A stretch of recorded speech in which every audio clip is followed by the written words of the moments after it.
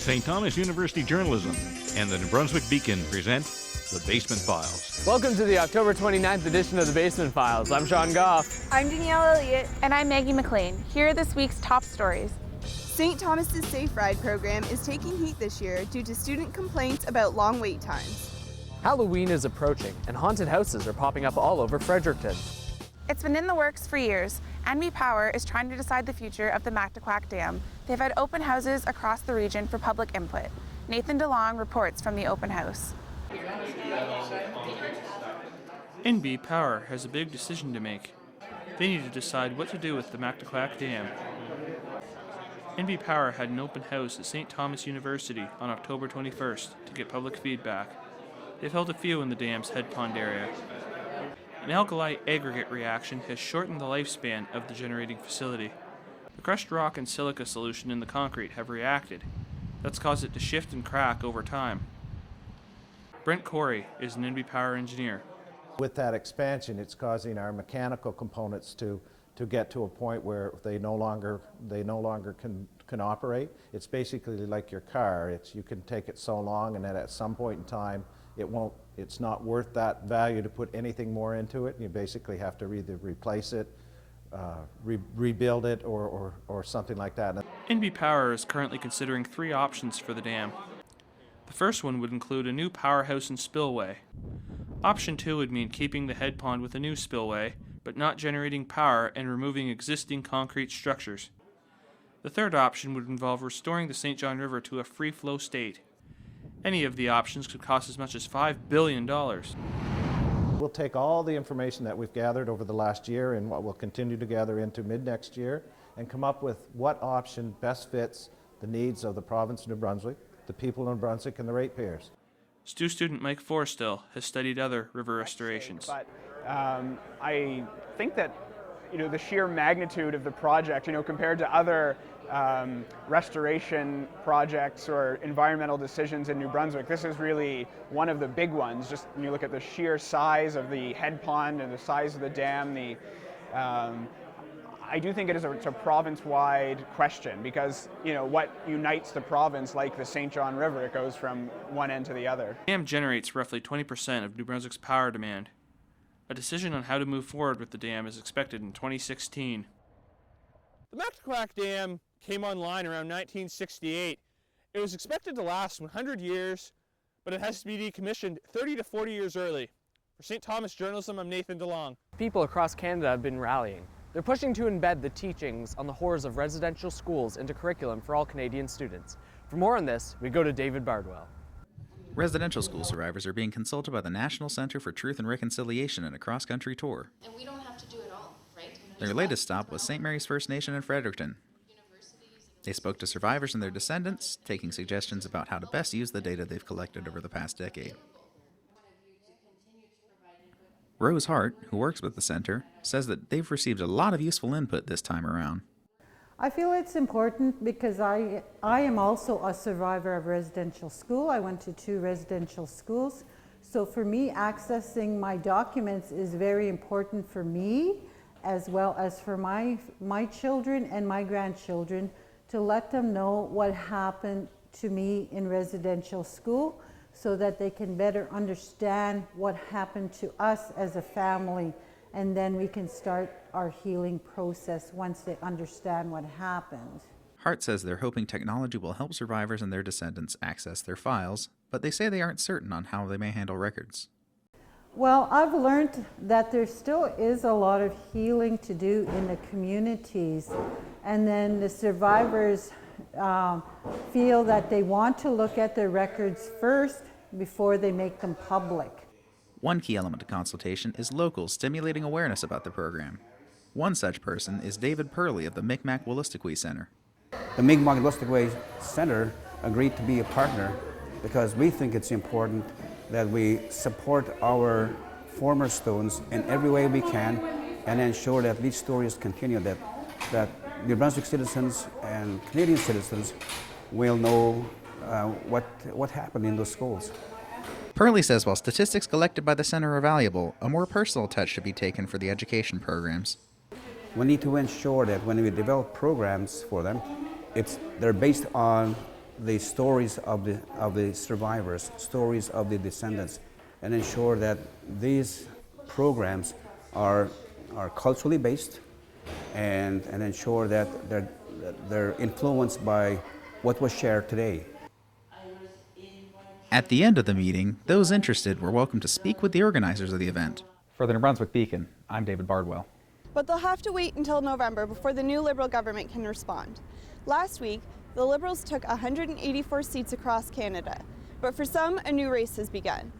The Conservative Party lost 60 seats during the federal election and have announced that Stephen Harper will be stepping down as party leader. Speculation has already begun as to who will be replacing him. Bernard Lord, former Premier of New Brunswick, has been mentioned as one of the possible candidates. Lord was approached in 2002 to run and again in 2004. But shortly after rumors began circulating, Lord told the CBC he would not run, although he appreciated that so many in the province still thought well of him. While most haunted houses take place in a house, the Country Pumpkin is doing things different this year. Instead of a house, they're taking the haunting to a farm. Witches, goblins, and goats. All of these things can be found at Moxon's Country Pumpkin.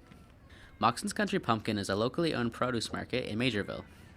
For the past 2 weekends, the Country Pumpkin has held a family-friendly haunted house in their 100-foot tomato hothouse.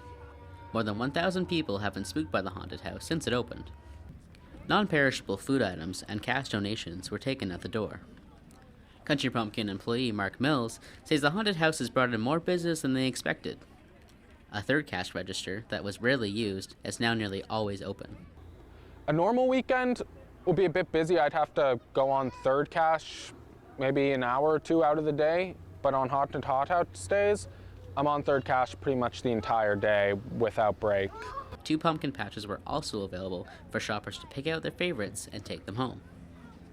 Keeping true to the theme of family-friendly, kids could take a break from the haunted house to feed farm animals while parents shop for locally grown produce.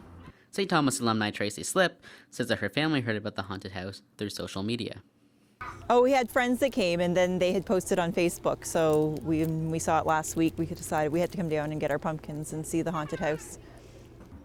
This was the Country Pumpkin's 3rd year hosting the haunted house. They plan to have many more years to come. All food and cash donations from the haunted house are going towards the Fredericton Food Bank. It's no trick. When you come down to the Country Pumpkin, you're in for a treat. For Stu Journalism, I'm Ben Krause. While the Country Pumpkin plans to scare patrons this Halloween, others plan to make trick-or-treaters aware. A new internet trend has people painting their pumpkins teal for food allergy awareness. FAIR, or Food Allergy Research and Education, started the Teal Pumpkin project in an effort to make Halloween safer for children with food allergies. Homeowners can signify that their homes are allergy-friendly by placing a teal pumpkin on their doorstep. FAIR also has signs and posters available on their website. This lets kids with food allergies know that there will be non-food treats, such as toys, available for them. The initiative has been gaining popularity across Canada and the U.S., and it's become a way for any kid to experience the fun of Halloween. The Great Hall at St. Thomas University is now open. The hall was very controversial last year when St. Thomas University announced that they would be renovating their chapel in favor of a student lounge. In the wake of the changeover, Janice Ryan, the campus minister, has resigned. Though she hasn't stated what the reason was, a new volunteer minister has been found. The Great Hall offers food and coffee until 3 p.m. during the week, but some students say the hours are sparse and they might just go to UMB for their services. Students can still work on homework until 10 p.m., but with no coffee during late hours, some students are also calling it an inconvenience. The Great Hall offers students snacks and coffee, but Safe Ride offers students a free ride home. Recently, the service has come under fire by students who complain drivers aren't doing their job. Maria Burgos has the story. Safe Ride tries to help students get home efficiently, except it doesn't. Instead, students are left waiting and waiting and waiting for a service plagued by tardiness and unfairness. 2 Safe Ride vans run every day from 5:30 to 11 p.m. 6 students can get in each van for every run. At St. Thomas University, they're supposed to arrive every half hour. This is what drivers get paid to do. But they don't. Megan Thompson is the president of STU's student union. In the past few weeks, 6 individuals have complained to her about Safe Ride.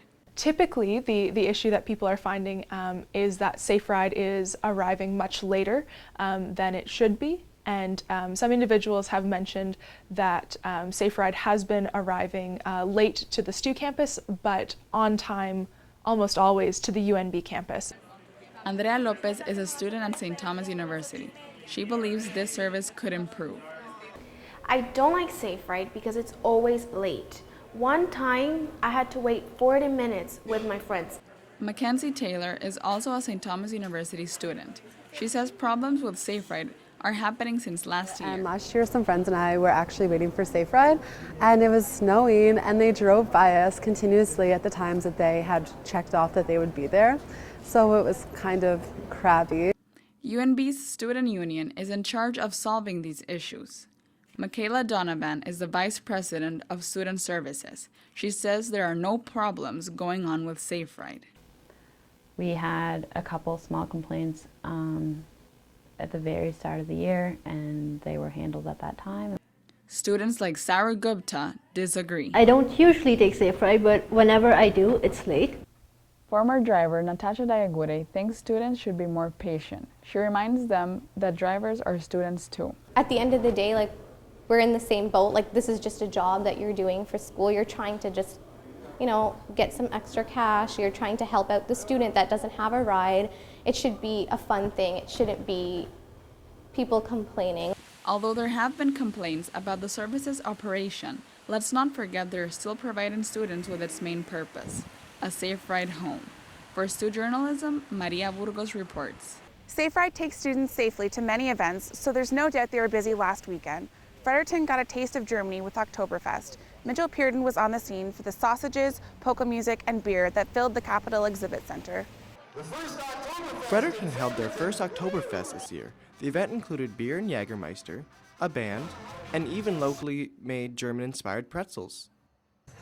Uta Lamb makes pretzels in her home for her friends and family and was invited to Oktoberfest just for that reason. I've been making pretzels my whole entire life, actually. That's a staple food in the town I grew up in. For students like Deidre Jones, it gives them an opportunity to be a part of something they haven't done before. Well, it's my first time here in Fredericton this year, and I've never been to an Oktoberfest, so I really wanted to give it a chance, and I really loved it. Anyone who ordered a shot of Jägermeister receives a mini beer stein, which they can keep and wear around their neck.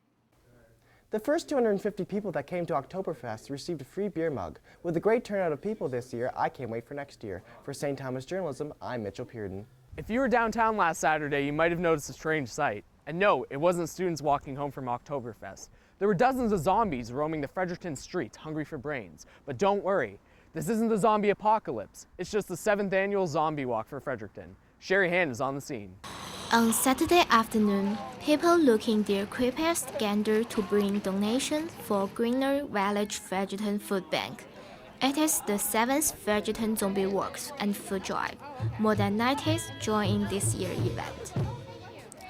The organizer hired makeup artists to give special effect makeup to the zombies.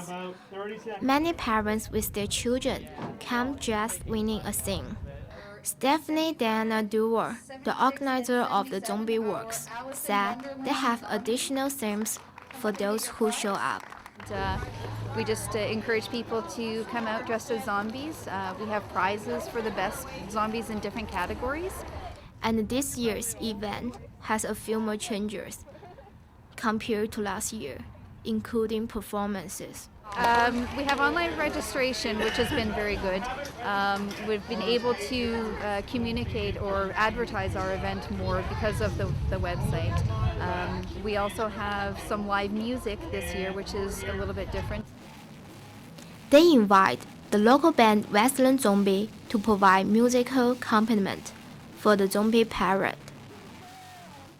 The most thrilling part of the event is the performance from Strange and Bizarre East Coast Sideshow. Crystal McIntyre and her puppy come for the first time. I love anything zombie, so I think it's a great idea. I think Suki loves it because she gets a lot of treats. And if Suki can get more attention to this, then I'll for it. Stephanie said this year they connect 1,500 pounds of food for food bank. Everything is for the benefit of our Fredericton Food Bank, Greener Village. for the last 7 years, we've been raising as much as 4 tons of food for the Fredericton Food Bank. The Fredericton Zombie Work and Food Drive will continue to be held around Halloween next year. For Still Journalism, I'm Sherry Han. One of Fredericton's most popular entertainment centers is also having a fun and spooky fundraiser this year. They're really getting into the Halloween spirit and bringing in little monsters of all ages to support the food bank. Jordan Mead Baxter has more on the story.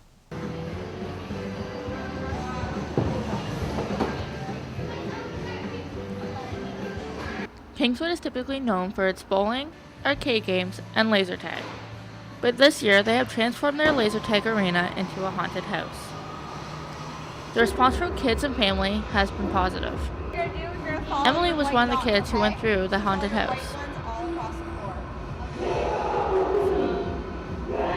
But it would have been better with people in it. So you think you could go through the adult one? Yeah. Definitely? Alright, do you think you would do it again? Yeah. Yeah? The haunted house has interactive content, from motion detection, grisly goblins, and everything in between. Doug Johnson is the manager at Kingwood. He says the haunted house was a team effort put together. Johnson said that he attended a convention in Orlando, Florida, before he constructed the haunted house. Brainstormed it, and we were trying to figure out what would interest kids, not spook them out too badly, especially the young ones, and we came up with hands-on stations. The haunted house runs from now until Halloween night. It costs $2 with a canned good. Don't worry, adults, you're not missing out on any of the fun. Kingwood has their haunted house open Fridays and Saturday nights for your entertainment as well. For Stu Journalism, I'm Jordan Mead Baxter. Well, that's this week's show. Until next time, remember to check the MB Beacon for all the latest reports from Stu Journalism. From all of us at the Basement Files, thanks for tuning in, and stay spooky.